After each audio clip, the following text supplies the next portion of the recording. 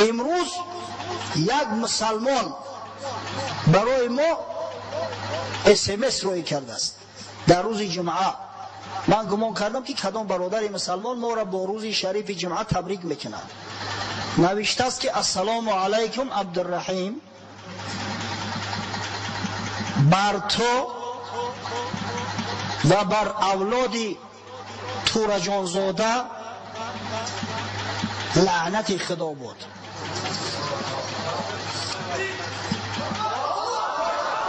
ببینید برای چی؟ برای عقیده اتون که عقیده شما عقیده ماتوریدی است.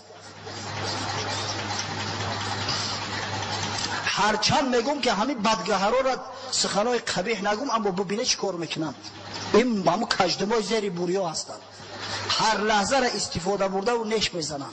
این جوان مرد نیست که غیرت نداره، مردی نداره که مثلا روبرو بیاید روبرو گپ زنه.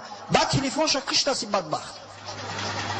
هر قدر که تلفنش کردم در حالت غضب نبرداشت. ببینه در روز جمعه این به سعادت احمق عقل فراست نداره. این نمیفهمه، این نمیدونه که ماتوریدی کی است. من با این به سعادت مراجعت میکنم، گمان میکنم که در این مسجد ما نماز میخونه که ای به شرف همه شیخو تجمع کرد که تو ملعون تو چی؟ تو یا روبه هیلنگی. همون شیخات همه را جمع کنو، کتاب توحید ماتوریدی را در پیشمون که چند صحیفه هم را میفهمن. اگه همون شیخای احمق تو در پیش ماتوریدی عاجز هستن، سخن ماتوریدی را نمیفهمن. شما را صدقه ماتوریدی کنه احمقا، شما را صدقه آدمگری کنه، پروردگار زبان تخش کنه.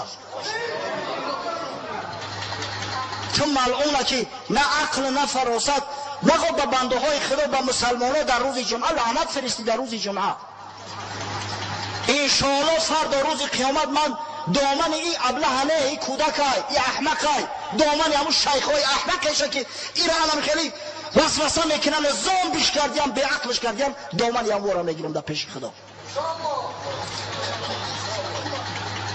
چی گفته است؟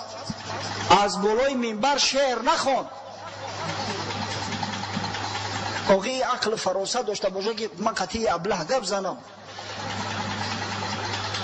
ای موشک ابله، پیش شیخات که رفتی به همون شیخات برسان که داملو عبدالرحیم از بالای منبر حدیثای پیغمبر را دلیل آورد. آخه من نمیدونم این خورا سختاره چخیل من خورد میکرده باشن، همین خیل زامبیشو میکنن که این احمقا دیگه نه آیت هم میفهمن نه حدیث هم میفهمن. به همون شیخای به شرفت برسان. حدیث متفق علیه هست، بخاری و مسلم روایت کردیم از حضرت ابو هریره که حسان ابن ثابت شاعر پیغمبر صلی الله علیه و سلم در مسجد نبوی شعر می گفت. حضرت عمر از پیشش گذشت، پرسان داشت. حسان ابن ثابت با عمر رضی الله عنه مراجعت کرد، گفت کنت انشده و فیه من کان خیر منکم. من در این مسجد شعر می گفتم در زمانی که شخصی از شما بزرگتر در اینجا بود، پیغمبر خدا در اینجا بود، پیغمبر مرا معنی نمیکرد. بعد به حضرت ابو هریره مراجعت کرد، گفت انشدک الله اما سمعت رسول الله صلی الله علیه و سلم یقول اجیب عنی یا حسان اللهم ایده بروح القدس. گفت تو را به خدا سوگند ای ابو هریره، تو از پیغمبر نشنیدی که پیغمبر به من مراجعت کرد در داخل مسجد، گفت ای حسان از جانب من جوابی مشرکان را بده. مشرکان هم طعنه و ملامت میکردن پیغمبر را و دعا کرد در حق من که پروردگار حسان را توسط روح القدس، توسط جبرئیل امین علیه السلام کمک کن، به حسان الهام بفرست تا اینکه جواب مشرکان را بده به طریق لازمه. منبر میگوی در جامع السنن امام ترمذی از مادر ما بی بی عایشه روایت شده است که میگه کان رسول الله صلی الله علیه و سلم یزع لحسان منبرا فی المسجد. پیغمبر برای حسان ابن ثابت در مسجد نبوی منبر میگذاشت و حسان بالای منبر میبراورد و همچنان که خطبه خونده میشه و حسان راست ایستاده شعر میخوند در وصف پیغمبر و در وصف اسلام. آخه شما موشکا چی را دیده؟ از شعر مولوی تلختو میکفه؟ زیرا مولوی شما را موشک گفت است؟ زیرا شما مولوی شما را همون دیوهای شیطان فتنگر گفت است؟ آخه شما همی هسته از خودتو خفه شوه. خدا حیران به این به سعادت ها چی بگم؟ در سنن امام نسائی و در سنن امام ابو داود به اسناد حسن صحیح روایت شده است که پیغمبر صلی الله علیه و سلم در هنگام عمره قضا در گرد خانه خدا، این مسجد نبوی بود، اکمل برای شما مثال مسجد حرم هم میارم، وقتی که طواف میکرد به یک روایت عبدالله ابن ابی رواحه و به روایت دیگر کعب ابن مالک که هر دو صحابه های پیغمبر هستند، پیش پیش پیغمبر قدم میزدند، پیش پیش قدم میزد، شعر میخوند: خلو بنی الکفار عن سبیلی، خلو بنی الکفار عن سبیلی، اليوم نضربكم على تنزیلی، ضربا یزیل الهام عن مقیلی و یذهل الخلیل عن خلیلی. می گفت ای کافر بچه ها، سری راه پیغمبره که شعر خدا از خالی کنه که امروز با تنزیل با قرآنی که بر محمد نازل شده است چنان ضربه مرگاوری بر شما میزنیم که کاسخانه سرتون از سرتو جدا میکنه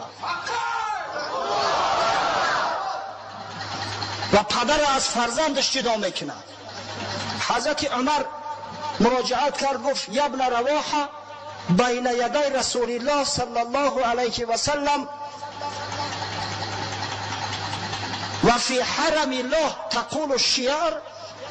ای پسری رواحه، گفت تو پیش پیش پیغمبر خدا در خانه خدا در حرم خدا شعر میگوی؟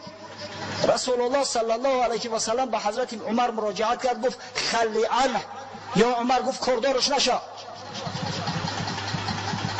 خلی عنه فلهو اسرع فیکم من نسح نبل. شعر ای و سخن ای ابیاتی که ای میگه برای مشرکا از تیر از پیکان دیده سوزانتر ای پیکان دیده زودتر اصابت میکنه، یا را جاناشو سوخته است. اگر تیر در بدن اصابت کنه، آخی سخن شعری مردک در جانشو اصابت میکنه. من راستی که به توپ شدن این ابله ها را میفهمم، وقتی که شعر مولوی را میگوی آخی جانشو میاد درد میگیره. موشک که موشک میگه و میگه تو بشتر سرپنجه نرو، تلخشو نمیکفه، تلخشو میکفه. اما از خودتو گیله کنه ای به سعادتو مرد باشه، بیای مرحمت راهی ما کشاده است، من رنگ شما پنهان نمیشم، من رنگ شما تلفن من نمیکشم، نوجوان مردو غیرت داره، بیای من پاسخ سوال شما را بتم. اما باز تاکید میکنم که فردا روز قیامت از همون مردمی که این ابله همان قرد کردیان احمقش کردیان در پیش خدا حق طلب میکنم.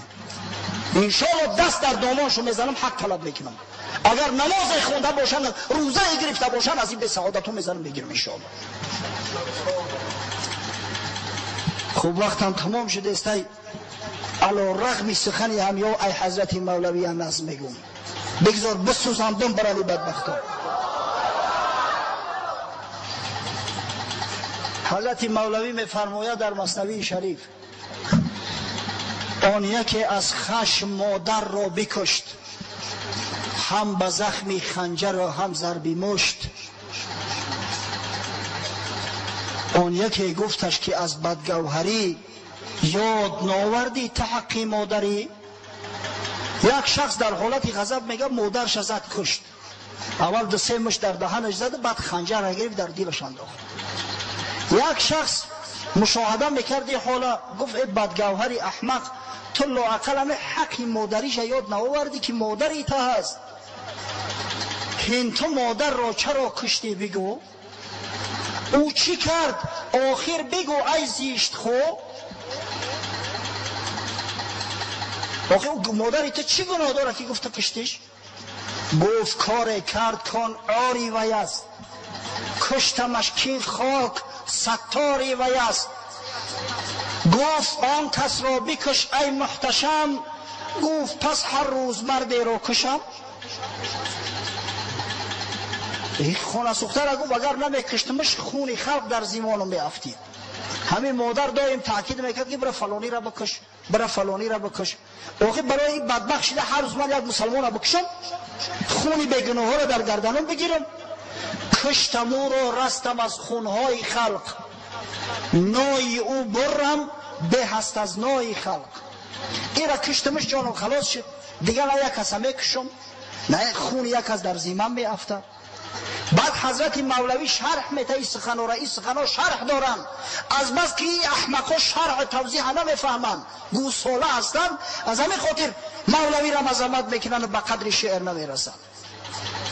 حضرت میگه نفسی تستان مادری بدخاصیت، که فنای اوست در هر ناحیت. همون مادری بدخاصیت این همین نفسی پلیدی تای. هم بکش او را که بحری آن دنی، هر زمان قصدی عزیزه میکنی. همه شهرت طلبی و نفس تا بکش ای بدبخت، همه حسودی تا بکش که تو برای این حسودی تو قصدی عزیزای خدا را میکنی. خودت هیچ هنر نداری، به جامعه هیچ فایده نمیاری، اما دائم در زیان و ضرری بزرگاه هستی. از وی این دنیای خوش بر توست تنگ، از پی او با حق و با خلق جنگ. از روی همه حسد، از روی نفسی بدی دنیای خوش در نظر تو اینقدر تنگ ای، آرام نمی ایستی، همیشه در بین مسلمان ها فتنه می انگیزی، باعث ریختن خون مسلمان ها می شوی. تو حسودی که از فلان من کمترم، می فیضایت کمبینی در اخترم. تو حسد میبری که چرا آبروی من رنگ فلانی نیست، چرا در مجلس موعظه من اینقدر آدم جمع نمیشوه. این حسد است. خود حسد نقصان و عیبی دیگر است، بلکه از جمله کمی ها کمتر است. این حسد از همه گناه ها با کمتر و پستر است. آن ابو جهل از محمد ننگ داشت، از حسد خود را به بالا می گماشت. بوالحکم نامش بد ابو جهل شد، ای بسا اهل از حسد نااهل شد. همه ابو جهل ملعونم به سبب حسد به پیغمبر صلی الله علیه و سلم، شخصی که یک زمان ابوالحکم بود، پدری حکما. هیچ قضیه قریش به مرافعه و به حکمی حل نمیشد، آیسته آیسته ابو جهل شد، پدری جهل شد.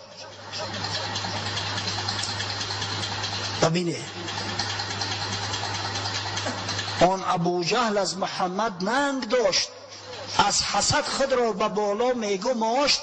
بوالحکم نامش بود ابو جهل شد، ای بسا اهل از حسد نااهل شد. من ندیدم در جهان جستجو